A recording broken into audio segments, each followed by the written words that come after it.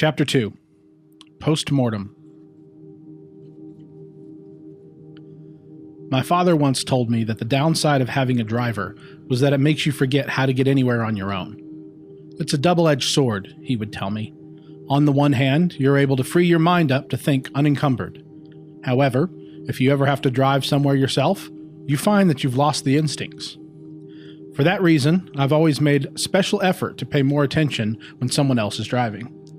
I watch the intersections and try and play out what I would do if an unwitting motorist pulled out in front of the company Mercedes.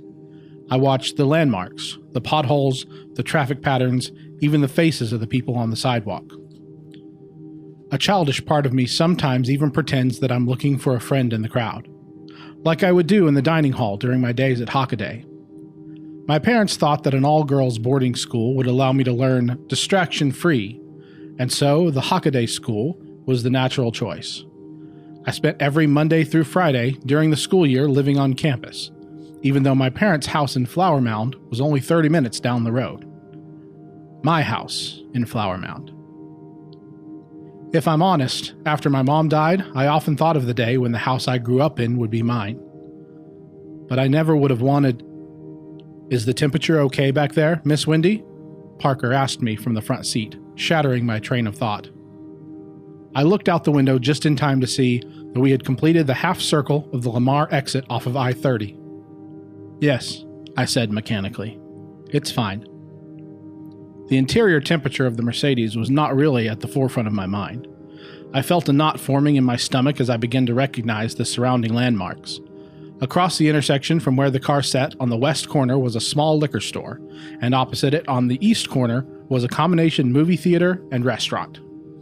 As Parker turned left onto Lamar, the knot began to be accompanied by a light-headed nausea. "Actually," I corrected, "it's just a touch warm."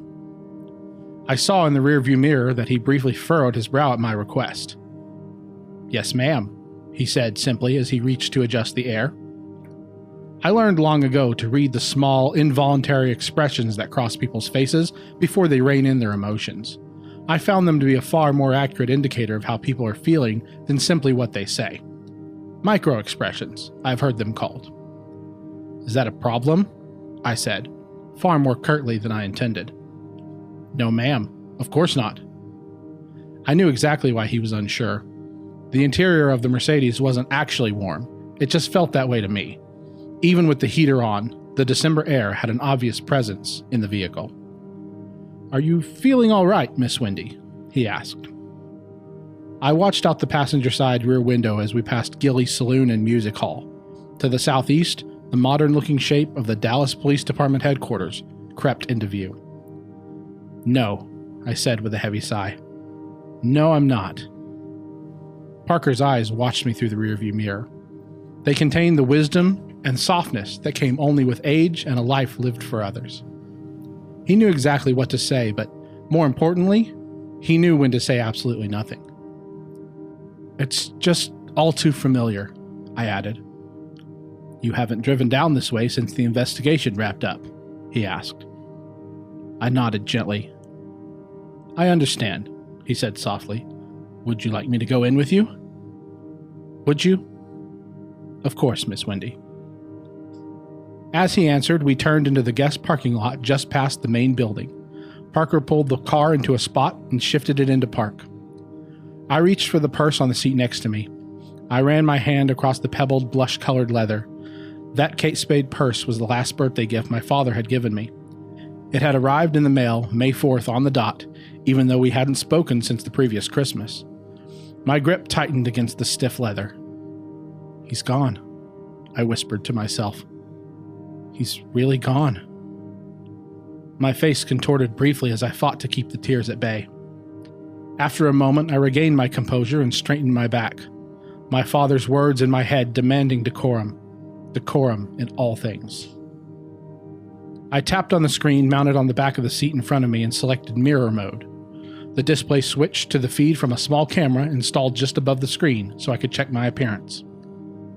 My fair complexion made the red around my eyes all the more obvious, a red that almost matched the color of the side-swept bangs resting on the right side of my forehead. I reached inside my purse and pulled out a tube of concealer before removing the wand and dabbing it around both eyes. I leaned in closer to get a better view as I rubbed it in. The vibrant green of my eyes assaulted me with thoughts of my mother. Our eyes were near identical, down to the flecks of gold scattered throughout. It was the one connection we still shared. They had long been my favorite feature, but after my mom died, I had begun to wonder if perhaps they were the reason my father could never seem to look me in the eye. I pushed the thought aside and tossed the tube back into my purse. "We should go inside," I sniffled before slinging the purse strap over my shoulder. "They'll be waiting for us." Parker reached back and rested a hand on my knee. "Then let them wait," he said compassionately. I closed my eyes to once again contain the tears as my lips quivered with emotion. I nodded once more before I turned to take in the familiar sight of the building that housed the police department. I had hoped to never set foot in that building again. "Miss Marow, thank you for coming," John Montgomery greeted me as he reached to shake my hand. The style of his short brown hair looked as if last night's sleep had been rough, while the heaviness of his eyes suggested he hadn't slept at all. I guessed that, while the look of his hair was planned, the tired eyes were not. It almost made me feel bad for him. Almost. He was wearing his typical work attire that I had grown accustomed to seeing on him. Same faded jeans, same light brown leather jacket over a plain black crewneck t-shirt. He gave me a quick once-over from head to toe, glanced away, and then back. I quickly realized that this was probably his first time seeing me in a dress. For a moment, he didn't seem to know what to make of it. "Hello, John." I let the words fall from my mouth as if I couldn't stomach them. "I understand this is a painful time for you, so I'll keep this as brief as... The formalities aren't necessary. Can we just get to whatever it is that you found?" He glared at me as professionally as he could. He slowly turned his head towards Parker, but allowed his gaze to linger on me for slightly longer than was comfortable. "Parker," he said, reaching to shake his hand as well. "Good to see you." "Detective Montgomery," Parker responded, politely accepting his handshake. I shot Parker a look of disapproval. I probably shouldn't have expected anything different. Parker seemed physically incapable of being rude, much less petty. "If you'll come with me to the lab, I can show you what we found. Oh, and..." He turned again towards Parker. "Family only, I'm afraid." "He stays with me," I said firmly. John hesitated for a moment. "I'm afraid regulations are pretty strict on..." "He stays." John frowned as his eyes darted back and forth between Parker and me. He let out a sigh and turned to walk down the hall behind him. "Come on," he ordered as an afterthought. I adjusted my purse strap and started after him, glancing casually to the side to make sure Parker was still close by. We made our way down the corridor towards the elevator. On the wall, a large depiction of a Dallas PD badge crowned a vinyl decal that read, "To serve and protect, set about waist level." On the opposite wall was a collection of portraits, 3 rows of individual photos of different men and women smiling in uniform. The plastic letters across the top of the rows read, "Officer of the Year." It was somewhat satisfying to note that John Montgomery's portrait was absent from the collection. After a short elevator ride, we arrived at the lower level of the building. John led us to a large white door labeled Forensics at the end of the first hall to the right. A middle-aged Hispanic man looked up from the paperwork on his desk as we entered. He squinted at us through gold-rimmed glasses. "Dr. Bennett," John greeted him. "This is Eliza Marow. Joseph Marow was her father."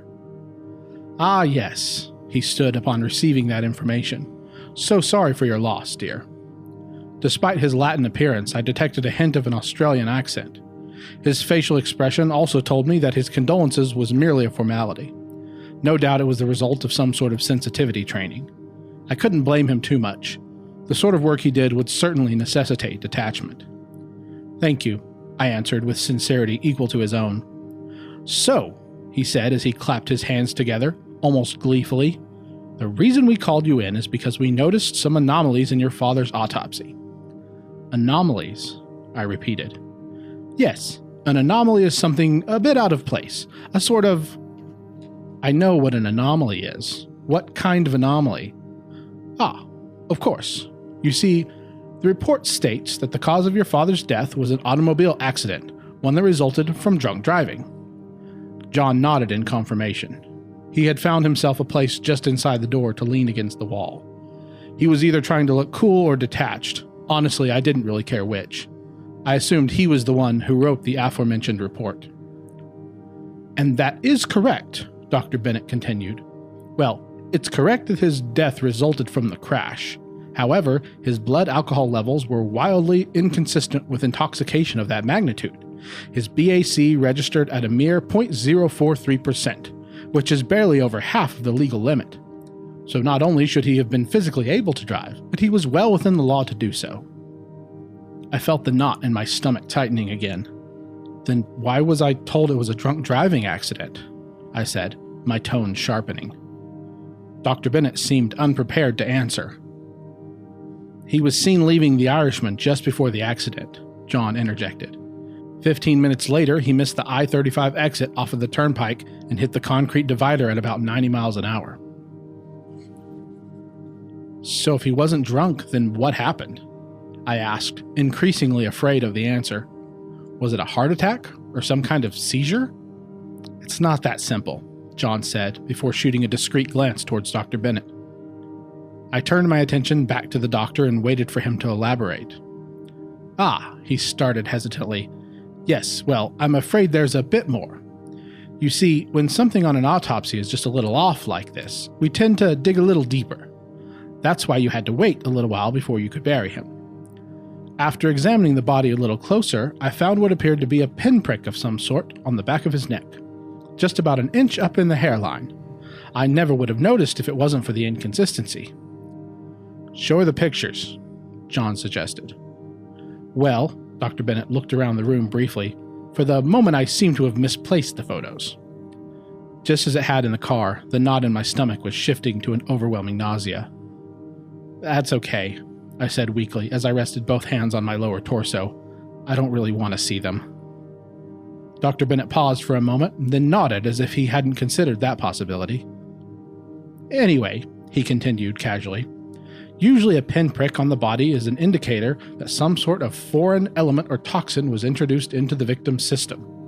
The victim, I repeated, horrified at the use of the term.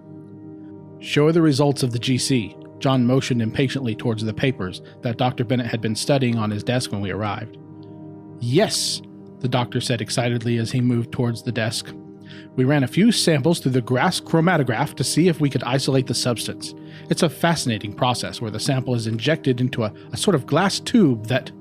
The results, Doctor? John said firmly. Dr. Bennett hesitated for a moment, seemingly disappointed that he couldn't finish his explanation of the process. Tetrodotoxin, he said flatly as he handed me the papers from the desk. It's a neurotoxin found most commonly in certain species of pufferfish. The sound of my heartbeat began building in my ears. An overwhelming sense of claustrophobia washed over me. What does that mean? Well, the doctor explained. Depending on the potency, once it's administered, it can cause paralysis of the voluntary muscles within minutes of... It means your father didn't lose control of his vehicle because he was drunk, John interrupted, standing up straight from where he had been leaning. Someone gave him a toxin that would make his muscles freeze up. Before I realized, he was by my side, gripping the inside of my right bicep. I turned and looked into his eyes. If I didn't know any better, I'd say they looked almost empathetic. It means your father was murdered, he said softly.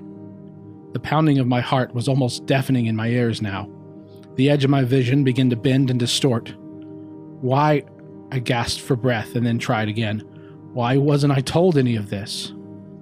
Well, the test results just came in this morning and Dr. Bennett tried. We didn't know anything for sure, John said, ignoring the doctor's attempt to explain. I'm his daughter. I was his daughter. Somebody should have... My words trailed off as I began to lose my balance.